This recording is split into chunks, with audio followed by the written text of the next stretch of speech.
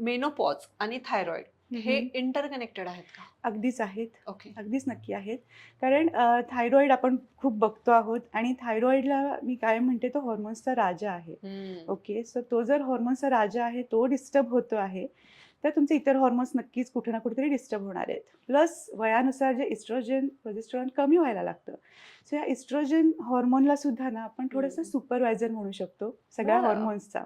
बरं. सो या सुपरवायझरचं काम काय असतं, की ठीक आहे थायरॉईडचा कंट्रोल करणं हे जर काम आहे, तर इस्ट्रोजनचं काम आहे सगळे हॉर्मोन्स काम नीट करतायत की नाही याचं बघणं. सुपरविजन करणं. हम्म.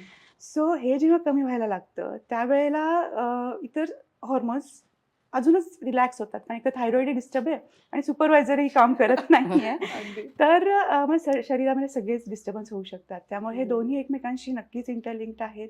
जसं की आपण आपल्या प्रेग्नन्सीच्या पण एपिसोडमध्ये बोललो होतो, की एल-एच आणि एफ-एस-एच हे पण हो. जे स्त्री हॉर्मोन्स आहेत, तेही आपल्या टी-एस-एच जिथून सिक्रीट हो. होतं, पिट्युटरी ग्लँडमधून, ब्रेनमधून तिथूनच सिक्रीट होतात.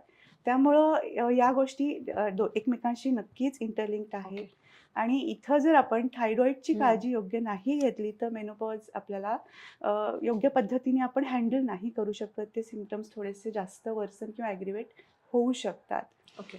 सो म्हणजे आता तुम्ही मला एका ह्याचं उत्तर दिलंच आहे, की ज्या स्त्रियांना थायरॉइड आहे हं, आणि हं. मेनोपॉजच्या ह्या फेजमध्ये ह्यांचा थायरॉइड वर्सन होतो असं तुम्ही म्हणताय. हो. ओके. सो ह्यामध्ये मग आपल्याला मेडिकल रिअसेसमेंट करणं गरजेचं आहे का? तुम्हाला काय वाटतं? डेफिनेटली करण्याची गरज असते. कारण जसं मॅमने सांगितलं, की हॉर्मोनल इम्बॅलन्स होणार आहे. हं, हं. तुमची बॉडी पूर्ण रिसेट होणार आहे दुसऱ्या याच्यासाठी, दुसऱ्या एक इनिंगसाठी किंवा पर्वासाठी. बरोबर. सो त्यावेळेस थायरॉईड पण एक हॉर्मोन आहे आणि हं. तो हे सगळ्या एंडोक्राईन सिस्टमचा भाग असतो. सो तो पण फ्लक्च्युएट होणार आहे. तर अशा वेळेस जसं मॅमने म्हटलं, की इट मे गेट वर्सन त्याची फ्लक्च्युएशन्स खूप जास्त असू शकतात. तर बरं. इथे रिअसेस करणं खूप गरजेचं असतं. ओके. डोस मॉडिफाय करायला लागतो. ओके. खूप वेळा मोस्ट ऑफ द टाईम्स तो हायर साइडला जातो ओके. आणि खूप विचित्र हे असतं डिस्टर्बन्स असतो, की मग गोळी वाढवली की तो खूपच स्लो येतो. मग परत गोळी मॉडिफाय करायला लागते. सो वी वूड ॲडवाइज की ती रिअसेसमेंट करणं गरजेचं आहे आणि ती डॉक्टरांच्या सल्ल्याने केली तर जास्त म्हणजे चांगलं राहील. महत्वाचं. हं, हं. आणि येस, थायरॉईड जर मेनोपॉजच्या आधीपासून तुम्हाला थायरॉईड असेल, हं, हं. तर त्याच्यासोबत थायरॉईड हा हॅम्पर होणार आहे. याच्याकडे नक्कीच तुम्हाला लक्ष देण्याची गरज आहे. ओके. आता तुम्ही जसं सांगितलंत, की थायरॉइड असेल, तर ह्या मेनोपॉजच्या याच्यामध्ये हा वर्स्ट होऊ शकतो. ठीक आहे. पण असा एक उलट प्रश्न मला पडतोय, की मेनोपॉजच्या फेजमध्ये थायरॉइड सुरू होतो का? चांगला प्रश्न आहे आणि हं. खूप वेळ होतोच. खूप वेळा बरं. तो डिटेक्ट तेव्हाच होतो. खूप वेळा जसं म्हणजे प्रेग्नन्सीमध्ये पण तेव्हा डिटेक्ट होतो. ओके. तर तुम्ही समजा, की ते बॉडीमध्ये जेव्हा केव्हा काहीतरी बदल होत चेंजेस असतील होणार हॉर्मोन्स चेंज आहे. तुमचे. होत तो राहतात. सुप्त स्वरूपात राहतो. नॉट एव्हरी टाईम तो तुम्हाला त्रास देणार आहे. पण बेसिकली मेनोपॉजमध्ये काय होतं, इस्ट्रोजन लेव्हल्स जेव्हा डाऊन होतात, so it is a protective hormone. तो हं, तुमच्या हं. बॉडीला प्रोटेक्ट करत असतो. पण तो जेव्हा जेव्हा डाऊन जातो, तर ते शील्ड ओपन होऊन जातं ना. सो बरोबर. थायरॉइड मेनी टाईम्स तो तुम्हाला दिसायला लागतो किंवा डिटेक्ट त्या काळात होतो. त्या काळात होतो. ओके. तर पण डेफिनेटली त्याला काम करू शकतो. घाबरण्याची काही गरज नाहीये ओके. त्याला. ज्या स्त्रियांना थायरॉइड आहे आणि हं, हं. मेनोपॉजची ही फेज सुरू झालेली आहे, तर अशा वेळेस चुकीच्या डोसेसमुळे काही परिणाम होतो का? जसे हाडांची झीज होणं किंवा हो. जसं तुम्ही आता मेन्शन केलं, की हो. संधिवात पण हो, जाणवतो हो, बऱ्याच हो. जणींना. अगदीच. तर मग ह्यामध्ये आपण काय कसं मॅनेज करायचं? येस. हे खूपदा होतंच. एकतर तुम्हाला पहिल्यापासून थायरॉईड असेल हं, हं. आणि तुम्ही लाँग टर्म मेडिकेशन घेत असाल. आपण थायरॉईडच्या मेडिकेशनचे साइड इफेक्ट्समध्ये ऑलरेडी बघितलं, की बोन बरोबर. हेल्थ डिटोरिएट होत असते. बरोबर. सो ज्यावेळेला जसं आता मॅडम म्हणाल्या, की इस्ट्रोजन लेव्हलसुद्धा कमी व्हायला लागते आणि ते प्रोटेक्टिव्ह एक हॉर्मोन आहे. सो डेफिनेटली तुमच्या बोनवरती खूप जास्त परिणाम करतं. ऑस्टिओपोरोसिस होतोच. म्हणजे हं. संधिवाताची लक्षणं दिसतातच. हाडं ठिसूळ होणं किंवा बरं. फ्रॅक्चर होण्याची शक्यता जी असते बरेचदा, जास्त वाढते. ती पेशंट्समध्ये खूपदा आपल्याला इथं दिसायला लागते. ओके. सो अशा वेळेला सुद्धा आपल्याला काही सप्लिमेंट्स ची गरज लागू शकते.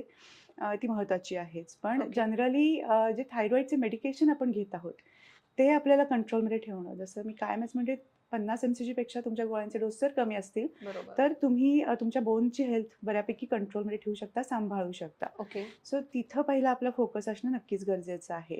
ओके. आणि बोन हेल्थ म्हटलं की पुन्हा हेअर आलं किंवा नखं आली, सो हेअरफॉल होणं ही जी सिम्पटम्स आपल्याला दिसत आहेत ते या दोन्ही फेजमध्ये थायरॉइड किंवा मेनोपॉज या दोन्ही कंडिशनमध्ये खूप जास्त प्रमाणात ते दिसायला लागतं.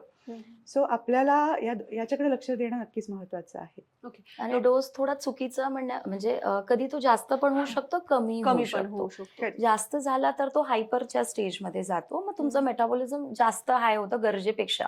ओके. मग तशा केसमध्ये पण इट इज हार्मफुल, आणि गरजेपेक्षा लो डोस घेतला तरी पण तो हार्मफुल. सो एक करेक्ट डोस असेसमेंट अच्छा. करणं गरजेचं आणि आहे. ते स्वतःहून कोणी करू नका करू ही नका, नक्की ही रिक्वेस्ट request असते आहे. आमची, की बरेच जण Actually. वाटते की चला माझे थायरॉइड लेवल्स नॉर्मल आहेत, हां. सो मी मनाने गोळी कमी करते. हम्म. सो बिलकुल तसं करणं अजिबातच आपण अपेक्षित नाही धरत ऍक्च्युली आहे. आपल्या पॉडकास्टचा हेतूच तो आहे की Correct. तुमच्यापर्यंत योग्य माहिती पोहोचवणं, त्यातली ही एक महत्वाची. अगदीच अगदीच. आणि मला एक विचारायचं, ह्यांनी जसं सांगितलं की हाडांची झीज होते, फ्रॅक्चर होण्याचे चान्सेस वाढतात, पण ह्या व्यतिरिक्त शरीरावर काही वेगळे परिणाम दिसतात का चुकीच्या डोसेसमुळे?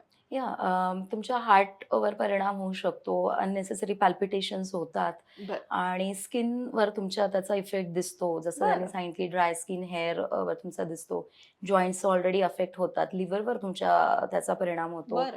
तुमच्या डायजेस्टिव्ह सिस्टीमवर त्याचा परिणाम होतो. ओके. सो थायरॉइड, जसं यांनी म्हणलं की राजा आहे ना तो सगळ्या हो. गोष्टींचा, अगदी. तर मग तो बिघडला की तो सगळ्याच सिस्टीमला थोडं थोडं थोडं सगळीकडे ते बिघडतं.